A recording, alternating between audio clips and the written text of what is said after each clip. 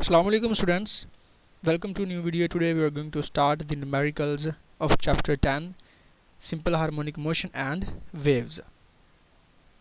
So first of all, we solve numerical number 1, 10.1. The time period of the simple pendulum is 2 seconds. Time period जो है वो 2 seconds है. What will be its length on the earth? हमने length find करनी है. Simple pendulum की length कितनी होगी? What will be its length on the moon if ये जी एम का मतलब है ग्रेविटेशनल एक्सेलरेशन ऑन मून, मतलब मून की सरफेस के ऊपर जो जी की वैल्यू होगी ये वो रिप्रेजेंट कर रही है. G M is equal to G E by 6. मतलब ये कह रहे हैं कि जो आपको गिवन डाटा होगा ना, वो ये कह रहे हैं कि जो अर्थ की सरफेस मून की सरफेस पे जो ग्रेविटी होगी वो क्या होगी, इज इक्वल टू जो अर्थ पे होती है 10. ठीक है, ये जी ई मतलब gravity on earth, gravitational acceleration on earth divided by 6 है. मतलब 6 गुना कम होगी ग्रेविटी किस पे, मून की सरफेस पे, where G is equal to 10. ठीक है, ये जी ई की वैल्यू है तो जी एम जो है ये 6 टाइम्स लेसर होगी the gravity of the moon. तो हमने जो है क्या फाइंड करना है, बेसिकली लेंथ फाइंड करनी है ऑफ द सिंपल पेंडुलम. जी स्टूडेंट्स, तो बेसिकली हमने यहाँ पे दो लेंथ फाइंड करनी है सिंपल पेंडुलम की.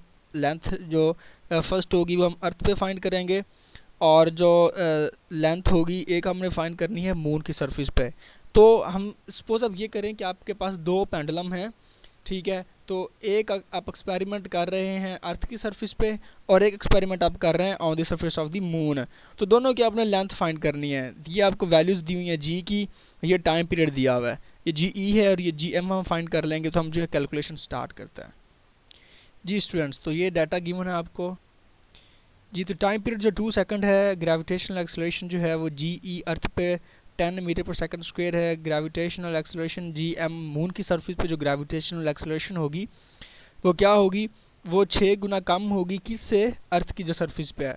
मतलब अगर अर्थ की सरफेस पे 10 है तो ये ग्रेविटी पे क्या होगी, मून की सरफेस पे 10/6 है, मतलब 6 गुना कम होगी gravity on the surface of the moon है. तो ये हमने सॉल्व किया तो ये ग्रेविटी कितनी आ रही है 1.67 metre per second square on the moon. तो ये पाई की वैल्यू गिवन आपको 22/7 इज इक्वल टू 3.14. तो जिस तरह हमने रिक्वायर्ड किया है, हमने दो वैल्यूज़ फाइंड करनी है. एक हमने लेंथ फाइंड करनी है on the surface of the earth L E, और एक हम length of the pendulum find करेंगे on the surface of moon is equal to L M. तो ये दो रिक्वायर्ड हमने फाइंड करनी है lengths. So as we know the formula of the time period is equal to 2 pi under root L by जी.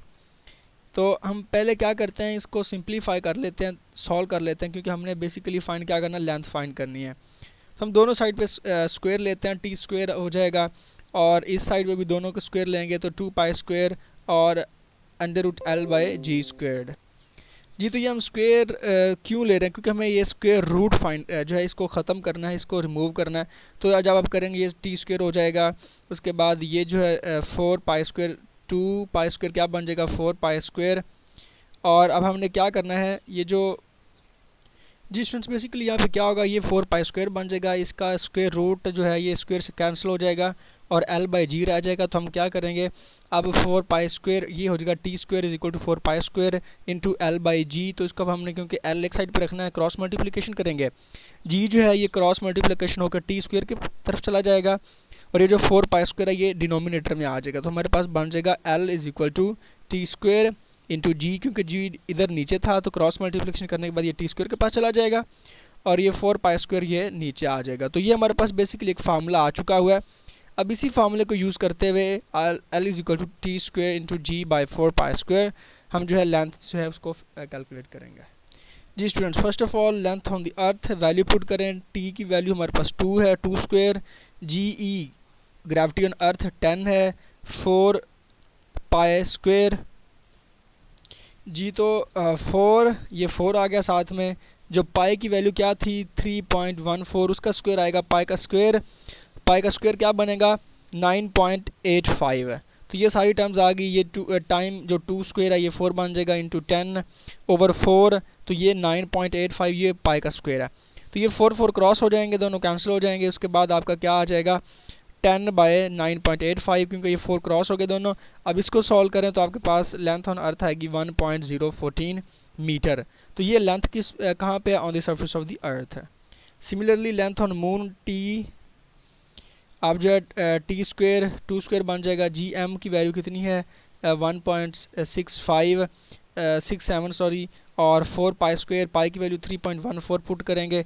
उसी तरह ये 4 into 1.67 बन जाएगा, और नीचे पाई 4 पाई स्क्वेयर ये 4 आ जाएगा, साथ में पाई स्क्वेयर क्या बनेगा 9.85।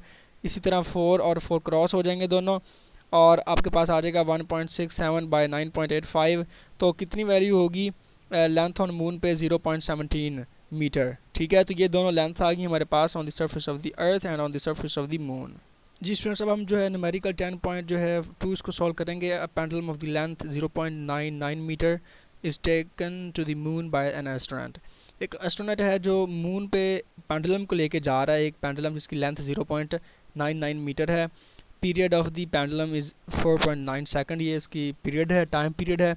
हमने वैल्यू फाइंड करनी है जी की on the surface of the moon, के मून की सरफेस पे जी की वैल्यू कितनी हम कैलकुलेट कर सकते हैं। जी स्टूडेंट्स, तो ये देखें डाटा हमारे पास गिवन है। जो लेंथ ऑफ द मून है वो कितनी है 0.99 length of the pendulum. Time period of the pendulum on the surface of the moon ये 4.9 सेकंड। जी एम हमने फाइंड करनी है, ग्रेविटेशनल एक्सेलरेशन। पाई की वैल्यू हमारे पास मौजूद है, 22/7 पुट कर लें या 3.14 पुट कर लें। अब हमारे पास जो फार्मूला है वो हमें पता है टाइम पीरियड का, T is equal to 2 pi under root L M. ये मतलब है length of pendulum on moon. ये एम रिप्रेजेंट कर रहा है कि हम मून की सरफेस पे हैं। L M over G M, length on the surface of moon and gravitational acceleration on the surface of the moon. जी स्टूडेंट्स, तो जो हमारे पास ये फार्मूला आ रहा है इसका हमने दोनों तरफ स्क्वायर रूट लेते हैं। T square into 2 pi under root L M by G M square. तो ये क्या होगा, ये टी स्क्वायर बन जाएगा इसका ये जो टर्म है जी। तो ये जो 2 पाई है ये 2 पाई क्या बन जाएगा 4 पाई स्क्वायर, और ये जो under root L M by G M है इनका जो क्रॉस हो जाएगा ये स्क्वायर रूट, तो ये जस्ट रह जाएंगी L M by G M. अब हमने करना क्या है, क्योंकि हमें रिक्वायर्ड है जी एम की वैल्यू, हम क्रॉस मल्टीप्लिकेशन करेंगे। तो क्या होगा जी एम जब क्रॉस मल्टीप्लिकेशन करेंगे हम जी, तो जी एम जो है ये क्रॉस मल्टीप्लिकेशन करने के बाद डिनोमिनेटर से न्यूमिनेटर की तरफ चली जाएगी, और जो टी स्क्वेयर है ये डिनोमिनेटर में आ जाएगा। तो क्या बन जाएगा G M is equal to 4 pi square वैसा रहेगा L M by T square. तो ये हमने क्रॉस मल्टीप्लिकेशन कर, क्योंकि हमें जो रिक्वायर्ड था वो हमने एक साइड पे कर लिया। वो रिक्वायर्ड क्या था जी एम। अब हम वैल्यूज़ पुट करते हैं। 4 पाई की वैल्यू क्या है 3.14 स्क्वेयर। एल एम हमें गिवन है, लेंथ कितनी है 0.99। टी हमारे पास कितना है 4.9, उसका स्क्वेयर है तो स्क्वेयर आ जाएगी टर्म। तो ये क्या बनेगा जी स्टूडेंट्स, तो ये 4 और 3.14 स्क्वेयर बनेगा 9.85 इंटू 0.99 ओवर ये 4.9 का स्क्वेयर बनेगा 24.01। तो अब इसको जब कैलकुलेटर पे सॉल्व करेंगे, जब ऊपर न्यूमिनेटर के सारी टर्म्स को हम मल्टीप्लाई करें तीनों को, तो वो बनेगा 39.044 डिवाइडेड बाय 24.01। तो जब इसको सॉल्व करें तो ये आ रहा है 1.626 मीटर पर सेकंड स्क्वायर्ड।